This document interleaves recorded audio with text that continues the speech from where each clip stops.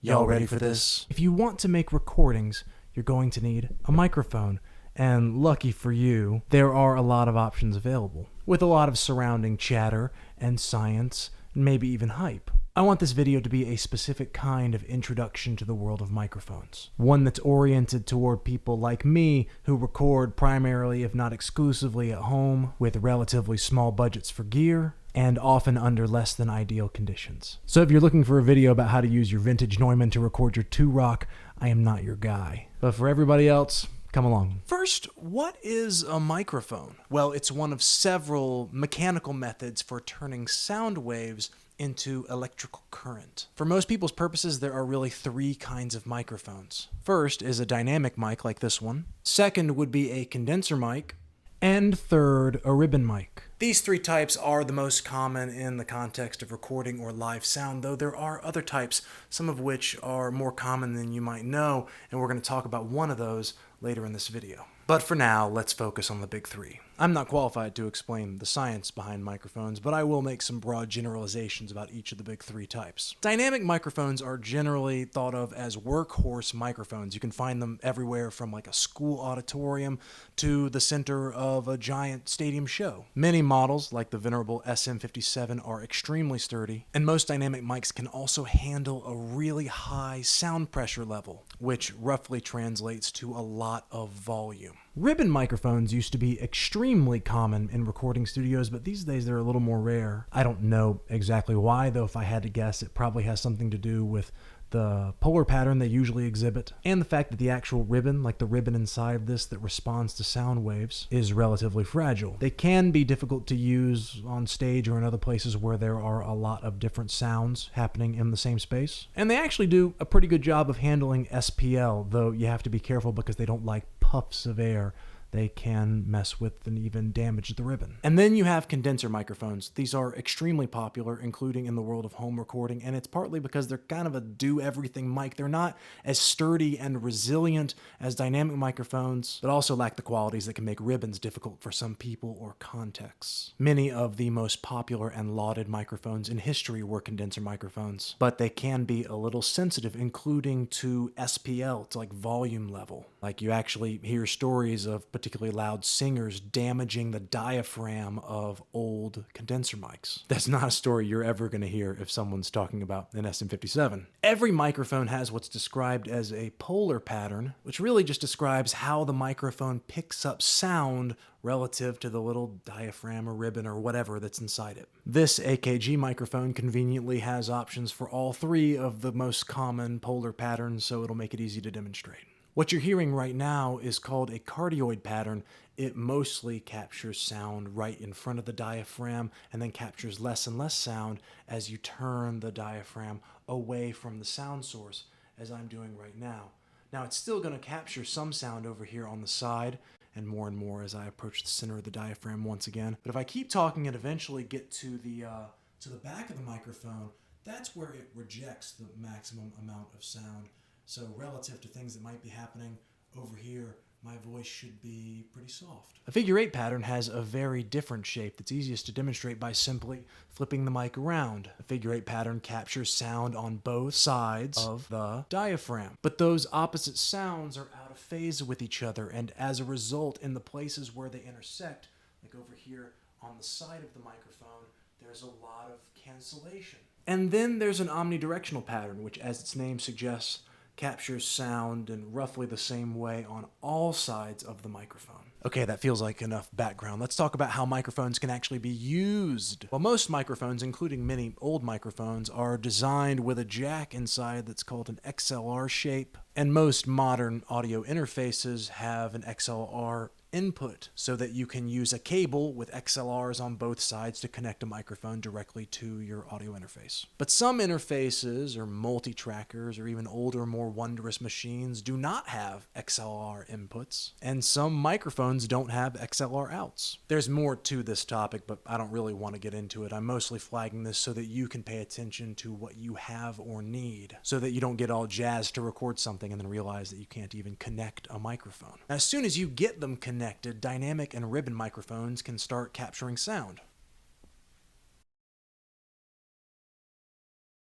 Phantom power. It has such a dramatic name. I remember when I read it on a device, I assumed it did something really, really cool, but really all it does is powers condenser mics. And that's all it does. You should only ever use phantom power to power a condenser microphone. You should not ever activate phantom power when running a dynamic or ribbon microphone. You can damage that mic. Now, one of the benefits of phantom power is that once a mic is powered, it produces a relatively strong signal. And because dynamic and ribbon microphones don't get that power boost, you can expect to have to turn the input trim up a little more in order to get those mics to produce a similar level. This is one reason why many people invest in preamps to ensure that they get a nice strong signal from every kind of microphone that they want to use. I got nothing bad to say about that, except that it costs money. And in my experience, both with modern interfaces and with less modern interfaces like the shitty stuff that I was using in 2008, and with cassette multi-trackers that were made 20 to 30 years ago, the signal strength from a dynamic or ribbon microphone really isn't going to be that much of a problem. I'm able to get pretty strong signals just from adjusting the input trim. But your mileage may vary, and if it does, do what works for you. Now let's actually talk about using microphones, and I'm going to start by talking about microphone distance, meaning the distance between the microphone and whatever sound source you're trying to record. The easiest way for me to describe the effect of mic distance is simply to demonstrate it by moving this microphone around as I continue to talk with words that are just streaming from my mouth without any rhyme or reason. This is getting very close to me. It's probably distorting, but I hope that you're listening and trying to hear the effect that distance, and only distance, is having on the sound of my voice. I'm talking at roughly the same volume basically without drawing a breath. This is getting to be quite difficult, but I want to hold on to it a little bit longer. How far away can I get from my own mouth? I hope you made a lot of observations in that example, but I'm going to talk about two specific things. The first is that as I moved the microphone farther away from the sound source, my mouth, you could probably hear more of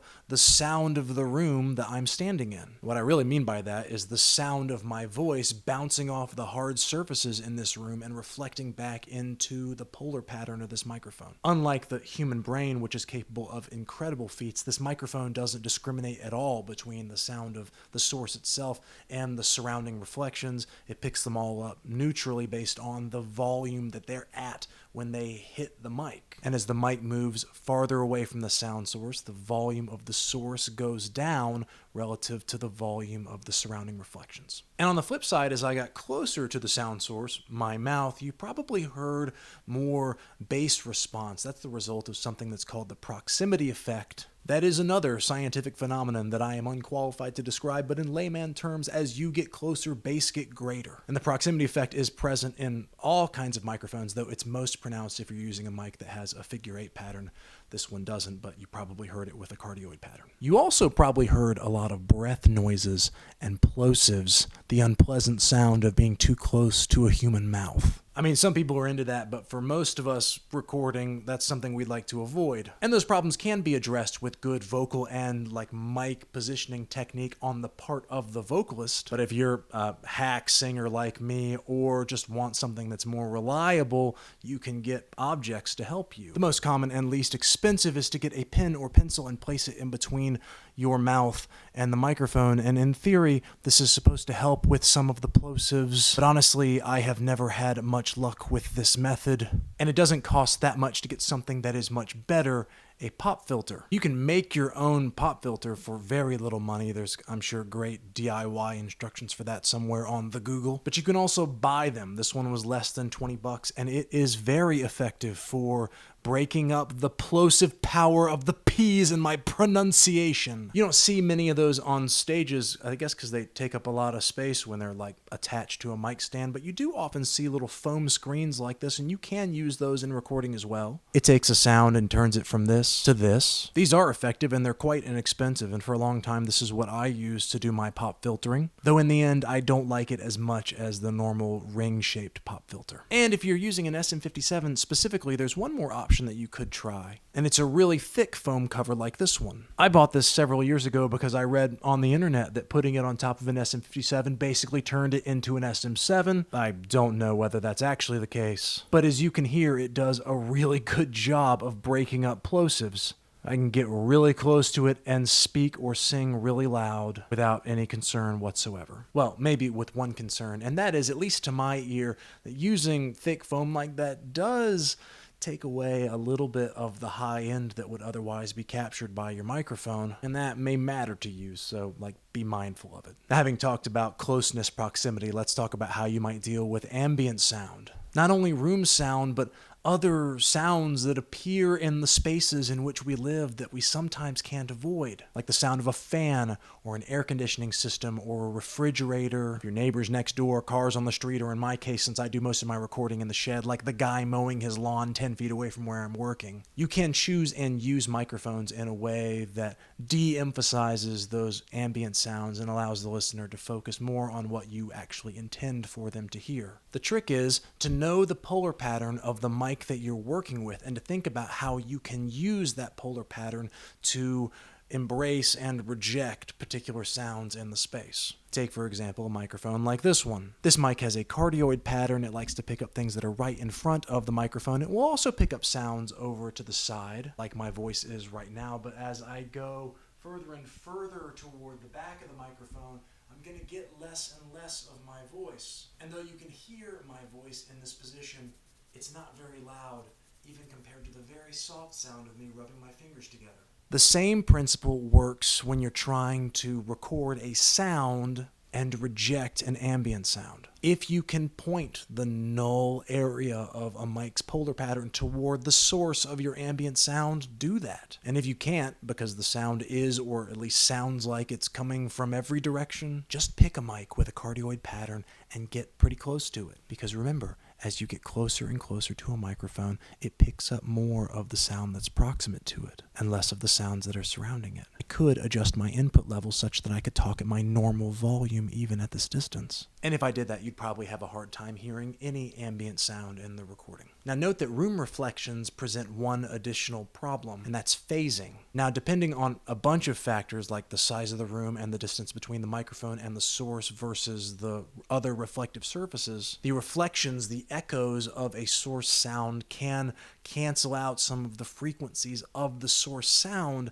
as it's reaching the microphone. That phenomenon is phasing, and it bothers a lot of people. People who are a lot better and more experienced and have better spaces and more money to put into their recordings compared to me. I have almost never recorded in a situation where I felt like my session was being made or broken by the phasing introduced by reflections of my voice or another sound around a room, because those things just become part of the sound that is captured by the microphone, and if I don't like the sound that's being captured, I should just change something until I do like the sound. But if this is something that bothers you, there are a bunch of things that you can do. Unfortunately, a lot of them cost a bunch of money, and there are other videos that can tell you how to spend hundreds of dollars on room treatments. But I'll note that the reason why room reflections create a phasing problem is because they are slow in reaching the microphone compared to the speed of the sound moving directly, in this case from my mouth to the mic. That lag is what puts them out of phase with the main sound of the source. Now, this may seem counterintuitive, but if your walls are a problem, you can sort of moderate the problem by getting closer to one of your walls. And that helps because then the reflection from that surface is reaching the microphone much faster because there's less distance for it to travel. Faster means less phasing. And less phasing on some level means a more neutral or even accurate sound. And that is the basic principle behind the fourth kind of microphone that I want to show you in this video. This weird thing is a pressure zone microphone, or PZM. And this isn't all microphone, this is just a piece of metal. The microphone is actually hidden. Can you see that gap? That's where the mic is, right there in that little gap. That mic is an omnidirectional microphone and can present significant problems with phasing. But by putting it that close to this surface, the idea is that there's gonna be no reflections fucking around with the core sound. And as a result, you're going to be able to capture a neutral or natural sound. And in my experience and opinion, it kind of works. I think a microphone like this does capture sound in a way that seems neutral or natural compared to what I remember hearing like standing in a space. Now, that kind of sound capture isn't going to be ideal for all contexts, including all contexts in a recording situation, and it's not very common to see these used in recording situations, though by their nature they make very good room mics. But these mics actually are very common in non-musical contexts, like if you're trying to microphone the voices of like a panel of people talking on a stage, or if you want to capture all the sounds of people discussing at a conference room table, you might turn first to a PZM microphone. And I like to turn to this type of mic anytime I'm working on a particular sound that no matter what kind of mic or angle or position I'm using, I don't seem to capture a sound that's natural enough. So if I want to get the sound I was hearing in the room, this is the kind of mic I would turn to first. I guess that's a nice segue into the last segment of this video, which is, Jordan, how do you use these confounded things when you record? When I want to capture a particular sound, there is no substitute for experimenting, for trying different things to see which one is going to appeal to you the most. But I do have a few like go-to combinations situations. Some of those are kind of hard to explain, like my preference for using a PZM microphone if I'm miking the subwoofer cajon that I have. But some of my other default rules are more logical. The first is that I almost never use condenser microphones. I have a ton of experience with them. My first microphone was a condenser mic. My second mic was a condenser mic. They're great, even the cheap ones. But for me and the way that I record, there was some downsides that I just couldn't ever get over. The first is that they are easy to overload and distort, and I'm just not that careful a person in general. I want a microphone to be relatively plug and play, and my condensers never felt like that. My experience is that condenser microphones are relatively sensitive, and that also means that they seem to me to pick up a lot of ambient sound, even for a mic that I usually have set to a cardioid pattern. I am never recording in an ideal environment. There's always some kind of sound that I need to be able to reject, and I found that easier to do with another type of mic. And my other complaint is just that condensers require phantom power. It's not that inconvenient. I mean, every audio interface I've ever owned could produce phantom power, but notably some of the older multi-trackers I've owned do not. But it's also just one more thing, one more step that gets in between me and using a microphone as a plug and play device, which is precisely the way you can use a ribbon or a dynamic microphone. And it's kind of nice, like, because I don't really use condenser mics, I never think or care about whether a device has phantom power or how to use it or how many of the channels receive it. It just like doesn't have to cross my mind. I like having one less thing to think about. And after all that bitching, you might think that I have bad things to say about ribbon microphones. I'm honestly relatively new to this style of microphone, and so far I actually really like them. I've had to get used to and learn to use the figure 8 pattern that's common in these microphones, but once you do figure it out, it can be extremely useful. Especially if you start learning how to use the null spaces on the sides of the figure 8. And in general, I think that the sound of a ribbon microphone is maybe like a little bit fuller, not quite as bright as a condenser. And in a lot of contexts, like miking a guitar or bass amp, I really like that. In other contexts, I don't. Like, I tried to use it recently to record a snare drum and just couldn't get a sound that I liked. And I actually haven't yet tried to use this style of microphone for recording my own voice. I'm excited to do so, and I'm going to do so in this current project, but I mean, TBD whether it's going to be the actual mic that I use on these tracks. Because I'm going to have a hard time turning away from a good old dynamic mic. These things are simple, they are basically indestructible, they can handle the sound pressure level produced by basically any kind of source. They can be very directional, meaning they do a good job of rejecting a lot of the sounds that can be problematic in my recordings. And if that's not enough, I can get really close to the sound source because they can handle a really high sound pressure level. So the only issue is like if I'm singing into one and then I just need a pop filter and I'm good to go. And they just work. I mean, they have worked for me time and time again. Even something as simple and bland as an SM57. I've used one of these to mic every single kind of sound that I have ever recorded. And with a little bit of patience and half-decent miking technique, I always seem to be able to find a sound that I'm happy with. That's an amazing thing. There is nothing better than having a go-to, something that you can trust, knowing it will come through for you basically every time. And I guess my hope is that after watching this video and doing some experimenting of your own, you will find your own go-to, and whatever that is, no matter how it compares to my go-to or anybody else's, you will use it to record your shit, to get the sounds out of here or here or here or wherever else you're producing them onto whatever medium you prefer. And then share them if you want, but mostly enjoy them and be proud because they are the products of your creative spark. This is turning into a rant. And I'm going to stop that and instead say, thank you so much for your time. If you have thoughts, please leave them in the comments, but otherwise, take care of yourselves, and I will see you around.